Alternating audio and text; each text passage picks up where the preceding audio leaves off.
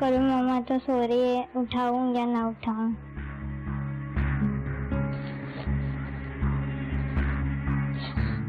क्या बदतमीजी है? देख रही हूँ मैं सो रही हूँ।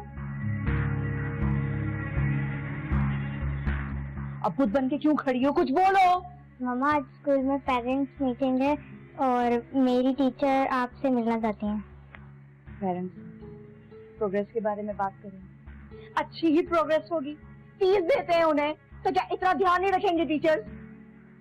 तो ये हर महीने अगर मीटिंग होने लग गई ना, हो गए काम सारे। क्या हो गया है? सुबह सुबह बच्ची पे क्यों बरस रही हो? एक स्टूपिड सी पेरेंट्स मीटिंग के लिए से मेरी नींद खराब कर दी है। मतलब पता है इसे कि ऑफिस का काम करते लेट नाइट हो गया था मुझे सोते सोते। तो पेरेंट्स मीटिंग होगी ना, चली जाओ स्कूल। अच्छा, तो तुम जाके अटेंड कर लो पेरेंट्स मीटिंग। अकेली पेरेंट मैं तो नहीं हूँ, क्योंकि ये तुम्हारी भी तो जिम्मेदारी है। और वैसे भी मुझे ऑफिस जाना है। मेरी जिम्मेदारी घर चलाने की, घर संभालने की जिम्मेदारी तुम्हारी है। यस साबित प्लीज, मुझे सुबह सुबह तुमसे कोई बहस नहीं करनी।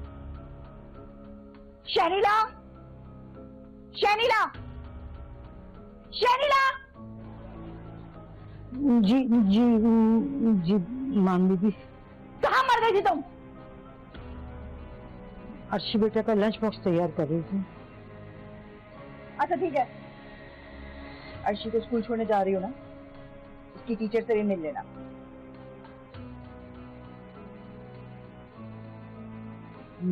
मैं माम दीदी। संभालती हो ना इसे? जिम्मेदारी है ना, तो ले जाओ। अब जाओ। आज बेटा स्कूल से दे रही थी।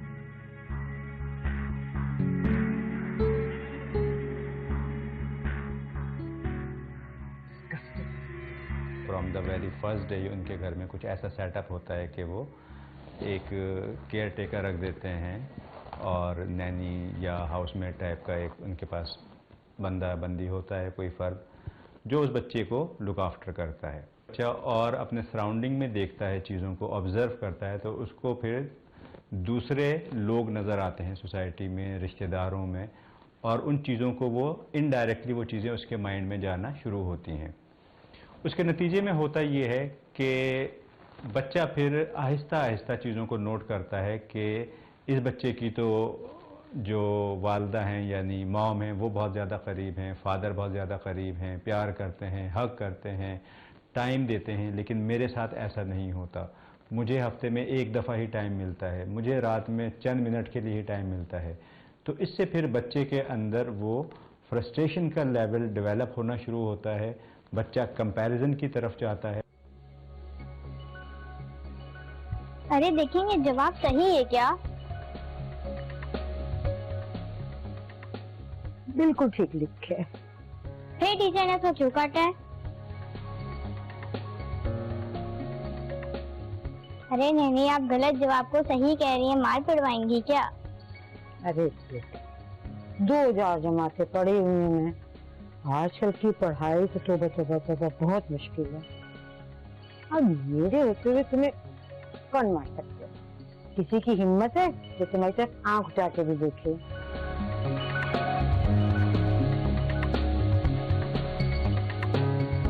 ये तुमने बनाया? इसको ड्राइंग बुक कहते हैं। आपको पता है इसमें कौन कौन है? कौन कौन है? ये अब्बू है, ये अम्मी है और ये मैं हूँ। ये कौन है? ये प्यारी नैनी माँ है। ये मैं हूँ, लेकिन मेरी तस्वीर क्यों बनाई है? क्योंकि आप भी हमारी फैमिली मेंबर हैं।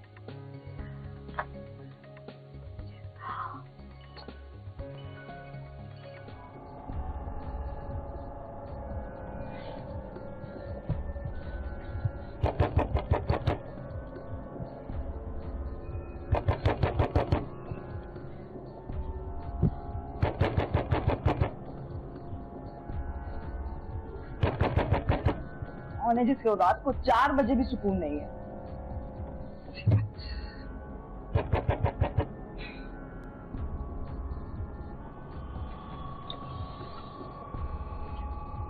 शाम बहुत आ गई, जो आधी रात को दरवाजा पीट रही हो। अर्शी दीदी की तबीयत बहुत खराब है। उनके पेट में शदीद जरूर तेज बुखार है, उन्हें हॉस्पिटल ले जाना पड़ेगा। दिमाग खराब हो गया। तुम्हें पता भी है ना कि उसको ऑफिस जाना है हमें। तुम जाओ, नींद खराब मत करना, जाओ। Okay fine. अर्शी के रूम में फर्स्ट एड बॉक्स रखा हुआ है, उसमें दवाई है, दे दो, सो जाएगी ना, सुबह तक आराम आ जाएगा उसे। अगर आप चली चलती तो। शैनिका, तुम इस टाइम पे मुझे इरिटेट क्यों कर रही हो? मैं बहुत नींद में हूँ। कहा ना तुमने, बॉक्स में देखो एक ब्रूफेन दवा होगी, ठीक है? उसे उसका बुखार सही हो जाएगा। प्लीज उसे पिला दो और जाके सो जाओ प्लीज। तो बेसिकली इस सूरत में मैं यही कहूँगा कि अगर आप इतना ज़्यादा रिलक्टेंट हैं और इतना ज़्यादा आप बेफिक्र होकर ज़िंदगी गुजारना चाहते हैं तो बेहतर है कि फिर ऐसी सूरत में आप बच्चों को प्लान ना करें। जब आप ये जिम्मेदारी उठाने के काबिल हों, जब आप ये समझें कि अब हम जो हैं कुछ सही तरीके से सेटअप को आगे लेके चलते हैं, उस वक्त फिर आपको बेबी प्लान करना चाहिए। अदरवाइज़ आपके इस तरह के एक्शंस के नतीजे में जो आने वाली नस्ल है, जो बच्चा है, जो यंग जनरेशन है, वो बहुत ही ज़्यादा फ्रस्ट्रेशन का शिकार होगी। चल यार, मैं निकलती हूँ। अरे क्या हो गया है? अभी आए हुए तुझे आधा घंटा नहीं हुआ है और जाने की रट लगा के रखी तूने। तूने इंसिस्ट किया तो मैं आ गई, वरना तो तू रास्ते से टालकर चली जा। क्या आयशा, कॉलेज के बाद हम आज मिल रहे हैं, इतनी सारी बातें करनी है हमें, लेकिन तू है कि यार पता है बच्चों को हस्बैंड के पास छोड़ के आना। हाँ तो इससे प्रॉब्लम क्या है? संभाल नहीं सकता क्या वो? संभाल तो सकते हैं, लेकिन ये मेरी जिम्मेदारी है बच्चों को देखना, उनकी जरूरियात का ख्याल रखना। और हस्बैंड के लिए एक दिन तो होता है संडे का, एक दिन तो रेस्ट बनता है ना उनके लिए। अस्सलाम वालेकुम साबिर भाई। वालेकुम अस्सलाम। आयशा, इसे भी कुछ समझाओ कि ये भी अपने शौहर का, अपनी बेटी का ख्याल तो रखे। What do you mean? मैं ख्याल नहीं रखती? जॉब करती हूँ, मेरी भी इनकम इस घर में आती है, पूरी तरह से पार्टिसिपेशन है मेरी। आई एग्री, लेकिन जो करना चाहिए ना वो तो नहीं करती ना। ना बेटी की लुक आफ्टर, ना कुकिंग, कोई दूसरा काम, नथिंग। मैंने पढ़ाई इसलिए नहीं की इतनी कि चूल्हा चौका करती रहूं। अर्शी कहाँ है? उससे भी मिल लेती मैं। वो बेटा को रात बहुत तेज बुखार था, सारी रात जागती रही, अब सो रही हूँ। ये क्या कह रही हैं आप? अगर अर्शी को बुखार था तो आपने हमें क्यों नहीं बताया? जी वो महम दीदी को बताया था, मगर oh please stop creating a scene. एक मामूली सा बुखार ही तो था, दवा से ठीक हो गया ना। What's the big deal? Maham, तुम्हारी बेटी है वो, तुम्हें उसकी फिक्र करनी चाहिए। आयशा, मुझे ख्याल है, इसलिए तो नैनी को रखा है। और तुम खड़े खड़े मुंह क्या देख रही हो? जाओ यहाँ से। इसका काम है, इस बात की इसे सैलरी मिलती है। देखो माहम, कोई भी नैनी माँ की जगह नहीं ले सकती। मेरे हस्बैंड ने भी मुझे कहा था कि हेल्पर रखवा दूं, मगर मैंने उनको मना कर दिया, सिर्फ इस वजह से कि मैं अपने बच्चों के साथ अपनी बॉन्डिंग रख सकूं, ना कि किसी नैनी से बच्चों की। आयशा प्लीज, अब तू लेक्चर देना शुरू मत हो जा। वैसे ही घर में एक लेक्चरर काफी है।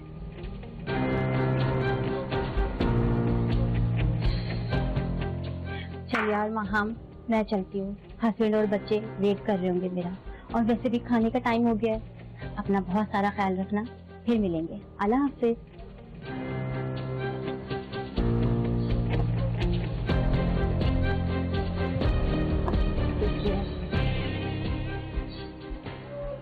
आफरीन, एक तुम्हारी दोस्त है और एक तुम,